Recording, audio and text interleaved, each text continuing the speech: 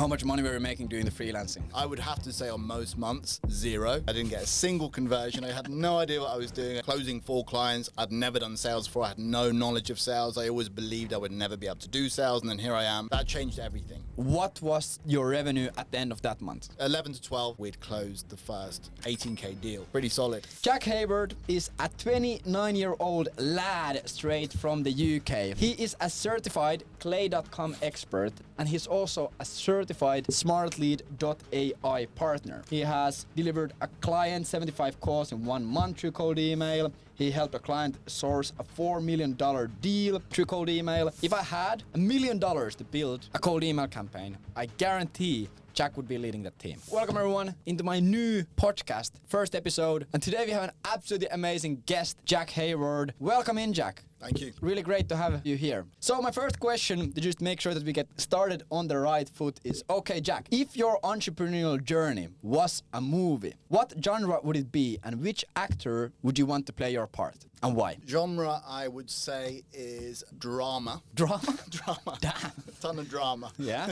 I can imagine. And the actor, I'm going to go with Henry Cavill. Henry Cavill? Yes. You look alike. Thank you. Yeah, I get that. Yeah, and if he would dye his hair, I think you would look exactly like him. Or he would look exactly like you. Yeah. He should probably do that. Yeah. Amazing. Absolute. That's perfect. Why do you think it would be a drama? I think because there's been a ton of very high highs, a ton of very low lows, and the whole backstory of how it all began and how I got into it as well is really interesting, and also filled with extreme highs and extreme lows. Obviously, you are absolutely killing it right now. Everything seems to be going really great, and you're running a great agency, you're getting sick results, and at least to me, it seems like you're living a great life. But of course, it probably hasn't always been this way. So if we jump a bit back, what were you doing before you got into entrepreneurship and before you got started with your lead generation agency and all of these things? What were you doing? Where were you living? What did your day-to-day look like? My journey was somewhat unusual. I went to university at 23, which is super late, picked a course at complete random, hadn't really done anything until then, and that course was software engineering. Did that course and I thought, God, I'm going to be a software developer forever. This is so cool. I finished the course, became a software developer, absolutely hated it within 2 years and just wanted to do something else. And I started a web development business using Webflow, which I had some clients with, and it was going okay, maybe like 3 or 4K a month,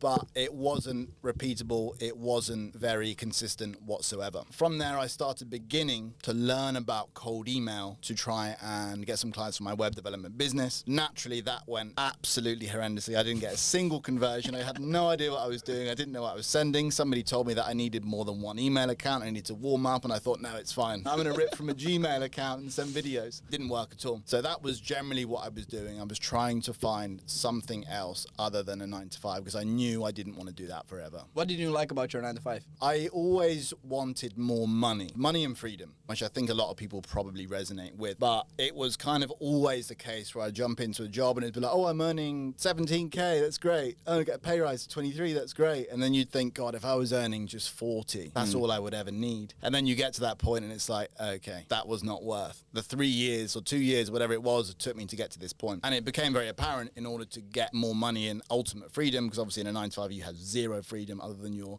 allocated 30 days a year. If you're lucky, you need to do something on your own. What else were you doing back then? Pretty much at the time, I guess before I started doing the freelancing, I had a somewhat usually unhealthy lifestyle. And I say usually unhealthy lifestyle because it is the typical thing that people do in a 9 to 5. You go out drinking on the weekends and then you go back to work, and then maybe after work you might watch some TV, play some games. And then when I started doing the freelancing, that took over my evenings and weekends as well. At least for the most part. How much money were you making doing the freelancing? I would have to say on most months, zero. And then good months, maybe 3. So you were a 3K a month freelancer. Didn't make 3K a month. Exactly, yeah. Super 3K fire. a year, let's say. Successful. Yes, very. You were ripping your 9 to 5. You were doing some freelancing on the side. What really sparked your interest then to get into building your own business? Because a lot of people always think about it when they're in a 9 to 5. To start a business, I'll do this, I'll do that. 99% of the people never do it. So what was it that really sparked your interest to actually take action on it and do it? A lot of that drive comes from early on in life. Like, I have a twin brother. We'd always done random ventures together, whether that be when we're 13, 14, building gaming teams. And we built a competitive gaming forum together, which had like 3,000 users at the time. So we'd always tried things together. We started drop shipping together. We started a bunch of different stuff. We always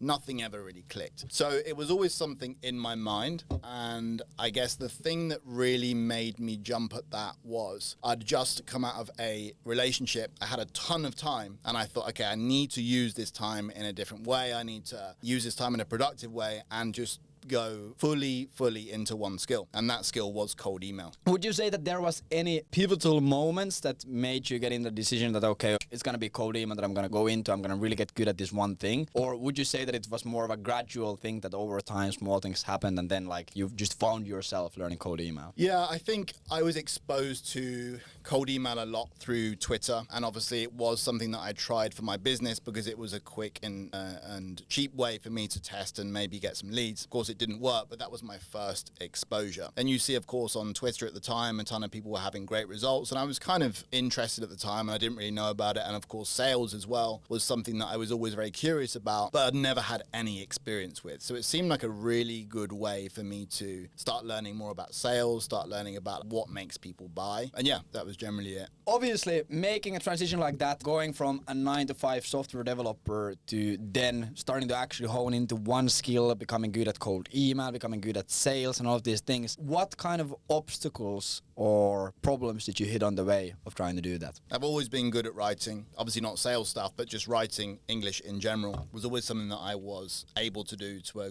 good level. I think the copywriting side of things came, I wouldn't say naturally to me, but at least the creating emails that didn't completely suck was fairly natural. But the biggest obstacle for me was the amount of time that I needed to dedicate in order to actually make it work. Because my perception before was maybe this is like, because you hear about these side hustles and like, oh, I can do 3 hours a day, 2 hours a day, whatever it might be. And it really was learning that there is so much content that actually I need to learn about, and so much more about writing and learning what makes people buy from emails and whatever not. I'm learning about the sales process, learning about like building my funnel, VSLs, everything of that nature. There was a ton of stuff. And to learn that to a good degree and master it took me way more time than I would have imagined. But I was fortunate to have a ton of time. So I was able just to completely grind it out. You break up with your girlfriend and you start actually like dialing. So would your advice be to like all starting entrepreneurs to break up with their girlfriends? Absolutely. Because it sounds like that was the thing that made it work. Without a doubt. Sounds like this time period in your life when you broke up with your girlfriend and really started like, okay, I'm going to learn this one thing, I'm going to learn cold email. This is where you actually start like dialing in and you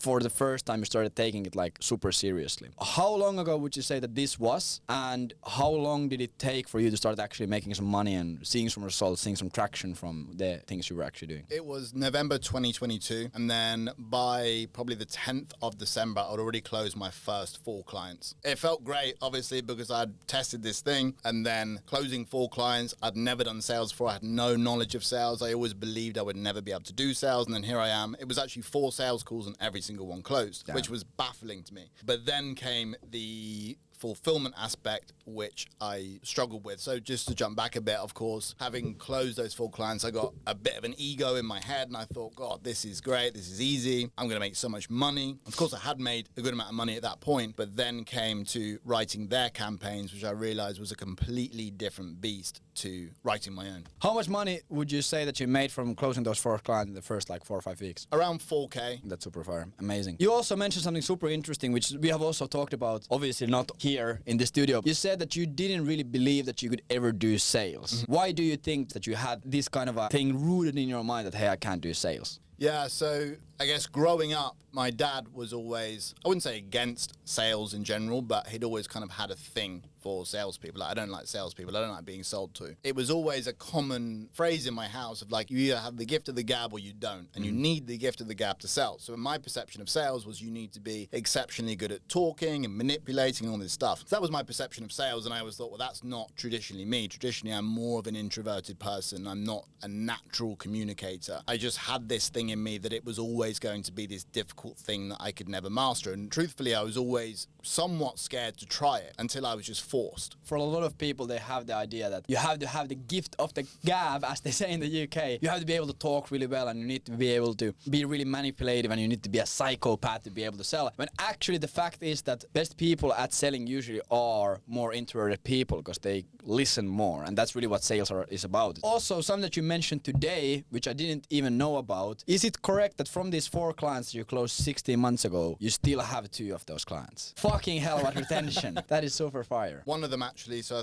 the third one, they dropped off. The third client, they offered me a head of growth position at their company. I told them that I didn't want to work in-house. They only wanted it to be an in-house position. But they have recently come back in the past month or so and said, hey, we want to investigate your service again. We could be back to 3 of the original 4, which is crazy. Along this path, you start taking this stuff seriously, you start closing clients, you start making money, you make 4 Gs in the first month, you're absolutely on top of a mountain, you're loving life. Throughout this time, did you have any inspirations or anything that really drove you forward or helped you along this path? I believe the first thing that I came across, probably the first thing I started consuming was your YouTube channel. I watched every single video multiple times because I thought I'm just going to digest everything I possibly can and learn everything for free. This is the smartest possible way. So I did that. And then you released free training, a webinar. I watched the whole thing, watched it again and again and again. So that was really the content that I used. And then, of course, another thing as well was you released a few documents that I was using. So pretty much you could say that the only reason why you're successful is because of me. Pretty much, yeah. I probably should get half of your company. You should. Maybe I should. Yeah, we'll draw something up.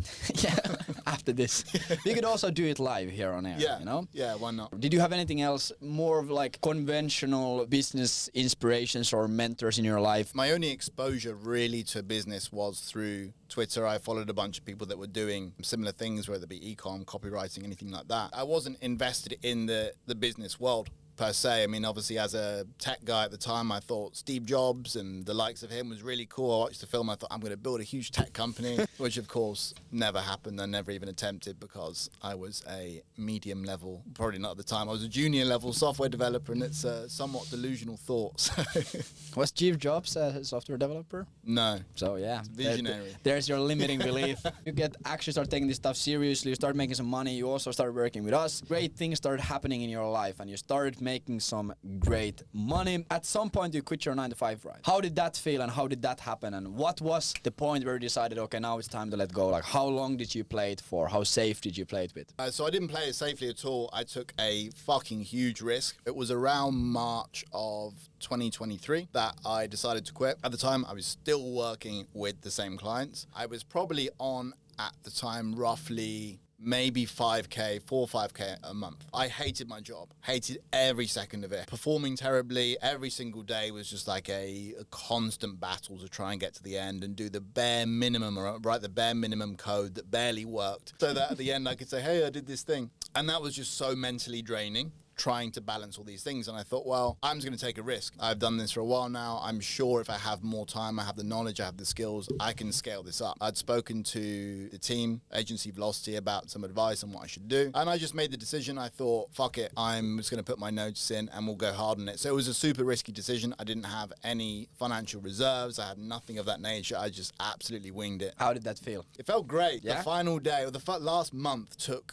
forever. It felt like a whole year because I was just waiting for this day. And I remember it was a really nice day, the day I quit, and that drive home, 2 hours from the office, I was working remotely for a company. Drive home was amazing. It was the best feeling ever, thinking I don't have to go back to work ever again. I don't have to work anymore. Well, of course I have to work, but I don't have to go back to the office. I don't have anyone to answer to ever again. It was an amazing feeling. That's fire. You quit your job, you're absolutely super stoked about it, of course. And then you've had, at least I understood that you've had this dream for a long time that you're gonna go to Thailand and you're gonna enjoy your life there and you're gonna work remotely in the beach, sip mojitos, whatever, when in reality you just fucking are all, like, laptop is in sand and you fucking can't see the screen because the sun is glaring and like fucking everything is Shit. So you went to Thailand, and what was the goal of the trip? Before you went, what were you thinking in your head that is going to happen? I'd always seen before even starting my business this whole like lifestyle thing where you can travel with your laptop and work in different places in the world. And from an outsider's perspective, it seems fucking great. Yes. That's what I always wanted to do. So of course, when I left my job, I thought, great, well, let's start doing that. And I thought, well, I want to go somewhere that I can stay for a long time and see how it goes. And I've been to Thailand in the past. I enjoyed it. And I thought, well, a lot of people go to Thailand and do this kind of thing, so it must be a great place to go. So I booked a 2-month trip, packed all my things into a suitcase, and off I went to Thailand with the hopes of elevating my business to new levels where I would work 12, 15, 16, 17 hours a day and do nothing else other than maybe eat some local pad thai and random shit like that. How did it actually end up going then? Of course, I arrived in Thailand. I flew into Bangkok, went straight to Samui. I picked a nice hotel because obviously I was working. I wasn't trying to be traveling. I didn't stay in any like hostels or anything like that. Get there on the first day and I go down, have a little drink at the beachfront. I'm thinking, God, this is the dream. I better wake up tomorrow and do some work. I wake up the next day, I start trying to do some work at the pool. That went on for about a week. And of course, the first week I'm there, I'm thinking I should enjoy myself. I should like figure out where I am, go to different places. Maybe I'll go for a few drinks in the evening. Very quickly, that turned into a habit. I wasn't doing work. I wasn't focusing on the things that I should be. It was a constant battle of trying to be dialed in and doing the things that I know I should be doing and not doing them. And very quickly, that turned into an entire 2-month trip of pretty much doing almost no work, which of course was a terrible, terrible feeling. Because I'm thinking, fuck, I've worked so hard to get to this point. I thought this was going to be so beneficial for my business. And then I'm thinking, I've fucked it. I've thrown everything away. I've ruined the whole thing. Like, whatever. It's over now. I've fucked it. I may as well enjoy the rest of my trip and keep doing what I'm doing. How were you feeling? Were you thinking that this is the end of the business, or what was your like plan after that? Like, what was going to happen after the trip of Thailand was over? In Thailand, I was still working with the same clients and still generating them results, and things seemingly like on a business side were still going okay, but I knew I wasn't doing anywhere near enough, and just my whole drive and focus had gone. I thought in my head, I'll get back and everything will be fixed because I'm no longer in this environment that's so distracting and difficult to work in. So I flew back. I remember this moment so well. I sat there in front of some coffee and I spoke to my friend and I was kind of explaining. I was like, fuck, I have zero motivation to do any work. And he said, stop being a pussy, fucking get on with it and do the work. That didn't really work in the time, and I still thought, like, I know he's right, but I don't care anymore. I'm not bothered. In terms of a business, that took a long time for me to reframe and get out of that headspace. You came out of Thailand. You were in the UK at that point, yeah? Yes. What was the next step? Were you going to stay in the UK? What were you going to do? The plan from there was I always wanted to leave the UK. And being the person that I am, I always thought, well, okay, Thailand didn't work, but somewhere else will. So what I'm going to do is keep working my business. I'll get my mindset back. I'll start working again. Perfect. It's fine. And I'll go to Spain. And probably would have been the same thing. But of course, in the moment, I thought, no, Spain will be great. It's hot. There's nice food. I'll be able to work 12 hours a day, 15, 16, 17. Everything will be fine. So that was the thought process and the plan. That's super interesting. I remember you were learning Spain for that trip, right? Yes. Amazing. Before the Spain trip, we hosted a live event. It was end of August, I think a 3-day case, and you came here. What was the plan for that? Were you just planning to quickly come to the event, go back to UK, go back to Spain, or what was the plan to do there? I saw the invitation and I thought, fucking great. 3 days, fucking drink up. We're going to have a great time, really enjoy it. There's going to be some interesting talks. But generally, I just thought it'd be fucking cool to meet everyone and have a drink with everyone. I wasn't really thinking any further than that. And I thought, of course, I'll go home after 3 days and then I'll go to Spain and we'll dial in super hard. Super far. Any other expectations you had for the event? You were planning to have a drink with everyone, but were anything else? When I got into this, I always wanted to be able to meet people doing a similar thing. So that was the first opportunity I had. This is fucking cool. I can now meet all these people that I've been talking to online. We can talk about business. We can talk about life. That was really what I was looking for in that event. What was your mind space after the event? Had anything changed in your head? I thought people are working way more than I am. They're testing things way more than I am. They've got way more ideas than I've had. So that was already in my head of I need to change something. I'd got back into that quote unquote motivated mindset where I'm thinking I need to do this now. And then your flights gets cancelled. And I remember we were sitting in La Cucina, an absolutely fantastic restaurant in Tallinn, and you were saying that our flights are cancelled, and I just jokingly I said maybe it's a sign from the universe, maybe you just stay in Estonia, and you're like, yeah, maybe I should. When did you make the decision to stay here? Because obviously, as you can see from this fucking podcast, you are still here. What went through your head? How did you make the decision to stay? What was that process like? It was myself and Kai who were stranded here in Tallinn. We were both in the same flight home, so that was quite fortunate. And myself and Kai, we were going out every single night, not drinking, but we go for a cigar and whatever it might be, go for dinner. And initially it started like as a joke. Maybe we'll stay for a week. Very quickly that became not a joke. It was like, okay, let's stay for a week. During that week was when I thought, fuck, I am feeling way better about the business. I'm getting way more work done. I'm learning so much just being here, whether that be business, just mindset, everything. I'm absorbing so much of this energy. It would be a real shame to leave. I booked an Airbnb for a month, the Trap House Airbnb. Fucking ghetto. It wasn't actually that bad, but No.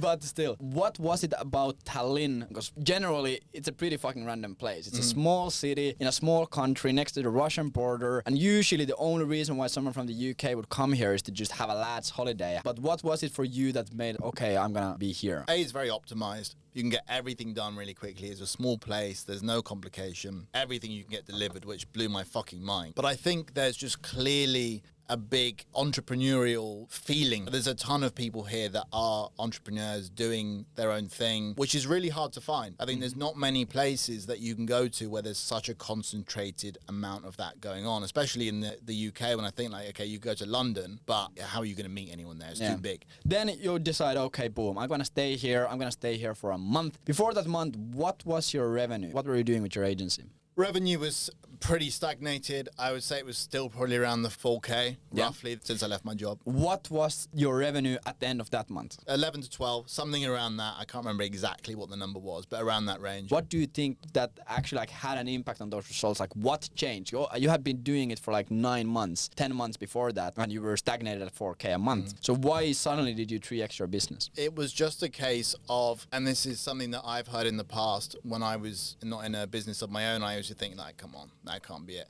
But it really was the first moment when I thought, it's just the case that I just wanted it enough. That's literally all it was. And because I wanted it enough, I was spending the time on doing the right things. I wasn't fucking around like scraping bullshit lead lists that I knew weren't going to work, whatever it might be, like wasting time at changing tiny things in copy. I was doing the things that I knew were working because I've been in this for a while at that point and I understood the game, but for whatever reason I just wasn't doing. So it really was just a case of spending way more time and not doing anything else. I didn't really leave. I didn't go anywhere. I was going to the gym, I think. And I remember the big driver, like the thing that made me really want to do it was you invited me for an interview. I remember just before I flew to Tallinn for the first time. And in my head, I'm thinking, holy fuck, I cannot go on the interview and be under 10K. Like, of course, I was really excited, but I felt like such an imposter at the time internally. Like maybe it was a silly feeling, but that's what I felt. So that was always the driver. And I remember I had a Post-it note. I filled my wall above my desk, but above that, I had all the things I wanted to do that month, all of the big goals that I needed to achieve. And at the very top, it was Levy Podcast 10K. So that was a thing that just kept me super accountable every single day. And it wasn't a fun month in any way, shape or form, but clearly whatever I did. And also there's this like super crazy story. The event was at the end of August and then September 2023 was the month when you 3x your business. And I remember there was this crazy story of you pinpointing this 1 month for like 10 years of your life. Could you please walk everyone through that? Because I think that's like fucking mind-blowing thinking about this story. I think it was around 13 or 14 at the time. All I was doing was playing games, fucking Call of Duty and shit. So I didn't really have any aspirations at the time. I knew nothing. I didn't really care about school. I wasn't working hard at school. I wasn't getting good results at school. I have older brothers and sisters. And I think I said to one of them at some point, they were like, oh, what are you going to do with your life? And I said, I don't know, summer 2023 is when it's all going to happen. And this became something that for some reason I clung to this number, summer 2023. And I kept saying it year by year by year by year. And like, it was just something I thought about in my head. I don't know why I was joking, but I guess maybe some part of me believed that. And it kept going, kept going. As I got older, the joke became something of like, no, summer 2023 is where something something huge is going to happen. And I bored my ex-girlfriend to death with this summer 2023. What's going to happen? I said, I don't know. Something fucking incredibly is going to happen summer 2023. And then, of course, we have leading up to it. I'm thinking, fuck, I've started my lead generation agency. This is perfect. This is going to be the summer 2023 thing. And then Thailand happened, and I'm sitting there like, holy fuck, how embarrassing. I've told everyone about summer 2023, and I've just fucked my business 2 months beforehand. Like, what have I done? But then the AV event happens August 28, 2023. So just before the end of summer. And it just so happened that that was by far the most pivotal moment in my life. Without a doubt. That changed everything. If you're watching this and you are not a spiritual person, you don't believe in law of attraction and all of these things, then obviously you're like, what a fucking coincidence. But I truly believe that is like one of the craziest things ever. The summer 2022 happens, you have this huge pivotal moment, you triple your business in September, you're fucking grinding. After that time, because you have been way more locked in, you are still like super locked in, so how do you maintain the balance that you don't go fucking crazy? Like what kind of things do you do? Like what really keeps you striving just forwards month after month after month? What kind of things are you doing and what really keeps you sane at this point? Through those 2 months of absolute degeneracy, I learned all of the things to avoid and all the mental patterns to avoid. One of the big reasons that ever happened was I was in a place on my own, I didn't know anyone, and generally I was in a place where people only really go to drink. Obviously after the dial-in period, I didn't drink for 4.5, 5 months. That was always something for me that I assumed would end in a terrible situation. So I didn't drink for 5 months. But now I guess I've learned that I can drink, but it's everything in moderation. Yeah. And I don't need now to think, I need to go out on a weekend to do this, this, and this, because business has become the priority for me and it's become the main focus because I realize what happens and how that feels when it's not the main focus. So I think the main things to summarize would be just learning more about myself, because some people can go out every weekend and go out and have drinks and run their business, but for me it's just not something that is possible. I can't do it. I've understood now my limits. It's taken me 29 years to get here. Simple little things has just taken me through experience. Of course it's all the things that people tell you anyway, but being the person I am, I need to just fuck up for myself and figure it out. And I also think like a huge part of that and a really great example of that is just the environment that you are in. Because obviously when you were in the UK, it's of course like you have probably a lot of your old school friends and a lot of like hometown friends, and they are like most of the time super degenerates, really nice guys. If anyone is watching, like you're probably super nice dude,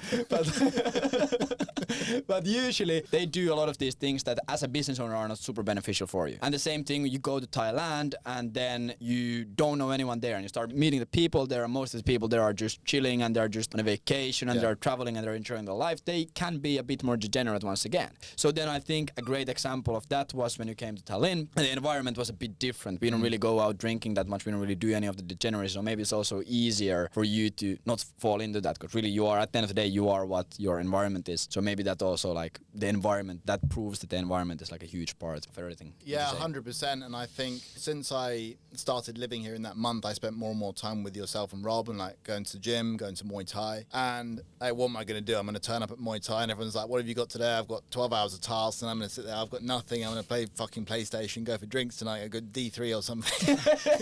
It's just not going to happen. So yeah, it's absolutely true. Yeah, that makes a lot of sense. Just right now, what would you say are the things that you wish that you knew before you got started, or what would you like to pass on to someone else who might be in a similar situation, just getting started? Maybe they hate their 9-to-5 job, whatever it might be. What is the number one thing that you wish that you knew yourself when you got started 1.5 years ago? The number one thing that I would wish I knew is that there really is no secret sauce. Of course, there's fundamentals and things that can help you, but generally it really is just getting good at something, practicing it, learning it, and selling it as you improve. Just purely doing the work and getting better. For the first few years in business, I was always looking for the secret sauce. Why do you think that is? Why do you think people are always looking for the secret sauce? When you're looking at stuff online, you see the best results. You think, oh, they've got something I don't. They've got this, they've got that. They must be only generating results because of X thing. And your brain just shortcuts into thinking there must be something that you're missing. I've never, ever had a situation where that has been the case. It's literally just been a case of they've practiced more than I have. They're better than I am at the fundamentals. There's never been any exception to that. So now, 1.5 years deep, you are living in Tallinn, you're running your business, you're doing a bunch of really cool shit. What is the next thing that needs to happen for you to be satisfied? The main goal is to leave general fulfillment of my agency. So right now I'm still doing all the copywriting, all the lead stuff, everything. I also have another business business called Scheme that I have started with Emil. And in Scheme, we don't really have a set thing that we sell, but it's pretty much everything that supports cold email, whether that might be clay tables, custom lead scraping, more advanced custom lead scraping, whether it might be lead scoring, full email systems. So that really is what I want to begin focusing on as the next big venture. We started Scheme in November, and then by December, we'd closed the first 18K deal. So pretty solid.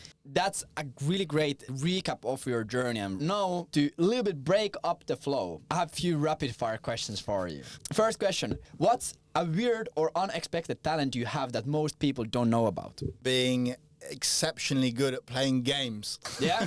What kind of games? Call of Duty was a big one. Yeah? Overwatch. And the original game of my whole life was RuneScape. Very maxed on RuneScape? No, I never maxed. That was your OG's game and you never maxed? I was a PK though. Ah, yeah, makes sense. Would you say that any of those things, obviously, if you play RuneScape, if you play any of these things, you build any of this, they have to be fucking grinding, you have to be practicing and learning of these things. Would you say that any of those things have helped you now in your business? Any of the maybe mental things or maybe just the approach to working? Would you say that that has helped you at all? For sure. I think it's definitely given me the ability to sit in front of a screen for ungodly amounts of time and do really boring shit time and time again. That's more of a reference to RuneScape. I think really the main thing is just having that ability to sit there in front of a screen and not think, oh, I need to go outside. So the next question that I have for you is, if you could only bring 3 things to a deserted island, what would they be and why? I'm going to bring a magnifying glass. I would bring a container. The fuck? What would you do? I'm bringing some kind of big container. I have a plan for this container. Okay. I need to also justify why, so I'll be very careful with my answers here. And I would bring a Swiss Army knife. Boom. And why is that? So I'm thinking, at least in my rapid fire brain, 5 seconds to figure out how to survive on a desert island with 3 items. A magnifying glass would be really useful on this desert island to create some fire, which is going to be really useful. And then my container, I can then use my container to hold water from the sea, which hopefully with the fire, I haven't really planned it out yet, but I'm sure I can figure out a way to purify this water. That then solves my water consumption problem. And then the Swiss Army knife, just because I can kill shit, I can cut stuff. If you could instantly become an expert in something totally unrelated to your current field, what would it be? Human psychology. What would you do with that? Because then I'll be able to learn a lot more. I mean, I guess it's loosely related, but then again, everything kind of is. Yeah, maybe. If you're a marketer, like it really, everything fits there. Yeah. What are 1 or 2 daily habits or routines that you believe have significantly contributed to your success? The biggest one by far, by a long shot, is planning to-do list the night before. And it's still something that I mess up with on time to time, but you notice it. And at least for me, why it's so useful is because you wake up in the morning and you've planned the night before when you have all your fears and worries. First of all, you get that onto paper and think, okay, shit, this is the stuff I need to do tomorrow. But then you wake up and you have a very clear idea of like, these are the things I need to do today to not go to bed and think, fuck, I didn't do that thing. So that has been absolutely massive for me. What do you do in cases when, let's say you write out a to-do list and you have a bunch of great things, bunch of high leverage things, bunch of great work there, and then the day goes on and something happens and you don't do half of them or most of them even. First of all, does that ever happen to you? And if it happens, how do you deal with that situation? Because obviously it can be a bit of a shitty situation to be in. And it happens all the time, more than I would like to admit. But I think it's just a case of not getting too bogged down in it. For me, it's just a case of making sure I do it tomorrow. A big mistake that a lot of people make is they always look at their to-do lists on a daily basis and then something goes wrong and they fuck it up and then they are like backlogged for Tuesday. But I think it's way more beneficial to look at it on a weekly basis and then just take all the weekly to-do tasks and then split it for the week evenly. And then you can also, like, let's say you fuck something up on Monday, you can transfer it to Tuesday and you're not going to be messed up because you have planned a week and not a day. Yeah. I think that's also really good. The next thing that I have in mind is there any pivotal moments in your business journey that fundamentally changed how you approach your business or life in general? The obvious one really is the event, but that was just a case of, like we said earlier, learning about how other people operate their businesses. Why do you think that has been such a pivotal moment for you to like understand that? To everyone it's like common sense. Someone might be watching, there's like, duh, of course, like you should do that. But why do you think that it was such a pivotal moment for you to understand that? For me, I'd always assumed, maybe like other people, I assumed there was a shortcut. I was always looking for very top level stuff. My process must be good. There must be something secret that I'm missing. So every time I'm in these situations and I think, fuck, I'm meeting this person, I'm going to learn all these crazy new things that I had no idea about, and then you don't. I knew what to do anyway, I just didn't do it. What's the best piece of advice you've ever received, and how has it influenced your path? And that was with Mr. Johannes from Agency Velocity, who is the mindset coach there for people who are unaware. It was November, December of this year, and I was struggling with a few things in the business, and like I had a call with him, and he sat down and just taught me about all this mindset stuff, journaling and things that I'd tried in the past but never really stuck to. And Johannes sat down with me. I think we had a call for like 4 hours. And he got me to do the mind movie. He got me to do the journaling every day and just planning and visualizing what everything would become. And that was another pivotal, I guess you could call it, piece of advice, because that changed a lot of things for me. And I really saw the power in when I started doing that and practicing it, even though at the time, like, okay, I believed it, but there was a part of me that didn't, because I'd never fully, other than the 2023 thing, which could potentially have been a coincidence, I'd never really tried it before consistently. But that really changed a lot of things in the business for me. Things started going way better. Things started coming true. So that was a really big game changer for me to learn about that and to implement it more. That's super fire. What is a mind movie? You mentioned mind movie. What is that? A mind movie is a montage of your future life and what you would like it to become. And so you pick a song or something that really resonates with you, a song that holds some power, whether it makes you feel good, whether it's emotional, whatever it might be. And then you create a video of your future life. And there's really no rules as to how you can do it or how you plan this out. It's what means something to you. So for me, I had a big long script about talking to myself from the future about the type of person I had become and what I did to get there. And then in the background were just video clips of things that I wanted to happen in life and just general things like that. Yeah, one really crazy thing about your mind movie, we all did it. We have this absolutely fantastic dude called Johannes. Johannes, if you're watching this, you're a super G. But yeah, we have guy Johannes in our team who is really spiritual and really about all of these things, and he was telling all of us to do a mind movie and do this thing and write down all our goals. And obviously we always talk about, okay, what things have come true, and sometimes it feels just fucking magical. It is crazy. Some crazy shit has come from that. Once again, one of the craziest things for you was you had drone shot of the area where you live right now in. Yeah. And then a few months later, you moved in there in that area in pretty much the exact same building that shows in the video. Because I think what makes that even more powerful is the fact that when I built my movie, I didn't believe that I would be able to come back. Things weren't going so well in the business. And when I put that in, that seemed like a pipe dream. In my head, I put that in and I thought, you're fucking kidding yourself. Like, you're not going to move to this area. That's not going to happen. But then it did on the month that I said it would. Obviously, business is always like an up and down roller coaster. You have months and seasons of periods of time where things go fucking amazing, and then you also have periods of time where things are just like absolutely miserable. Even though they are pretty great still, you're like, oh, I'm only making 10,000 a month, I'm only this. It feels like super shit at that time. So what would you say has been the biggest failure for you in your business, and what did you learn about it? So the big one, and the reason that the big problem came in December, was that I was offered the head of growth position. They were pitched a very healthy amount of money to do that on a contractual basis. So I wouldn't be full-time, but like a fractional head of growth. That all was seeming to go really well, and in my head it was closed, and there was absolutely no, because they were so excited and they pitched the idea. So in my head I'm thinking there is 0% chance. Like they said they know it's going to be crazy expensive, they seemed okay with the price. In my head that was absolutely 1,000,000% going to close. So in order to prepare for that, I stopped doing outreach, I stopped onboarding new clients, and then we had a call and they said, look, we only want you to do this in-house full-time. So I was like, fuck, I don't want to work full-time. And then they churned entirely as a client, which by that point, my lifestyle inflation had gone up significantly and got into a very scary position. So I think the big takeaway for me there was that just don't stop fucking onboarding clients. Don't stop doing outreach. And I remember this is something that I learned. I clearly didn't learn it, but I heard when I first joined AV, and this was from yourself, and you said, don't stop doing outreach, don't stop onboarding clients. But of course, I thought I knew better. I thought, well, I need to prepare for this. This is an edge case. I need to stop onboarding clients because I've got this crazy deal coming. And then it really fucked me up badly. So that was the big learning point. You said that your lifestyle inflation had a bit of a crept up. Happens to everyone, happens to the best. Also has happened to me extremely hard. You were spending a bit more money. You had gotten accustomed to certain lifestyle. You had this client, they were great, and you were preparing for a really big position. I remember we were going back and forth about this deal when you were back in Estonia before you left the UK, in between Muay Thai practice, etc. You don't close the deal and the client churns and you're in a really shitty position. How did you survive from that? Did you change anything? What did you start doing to like get over that obstacle?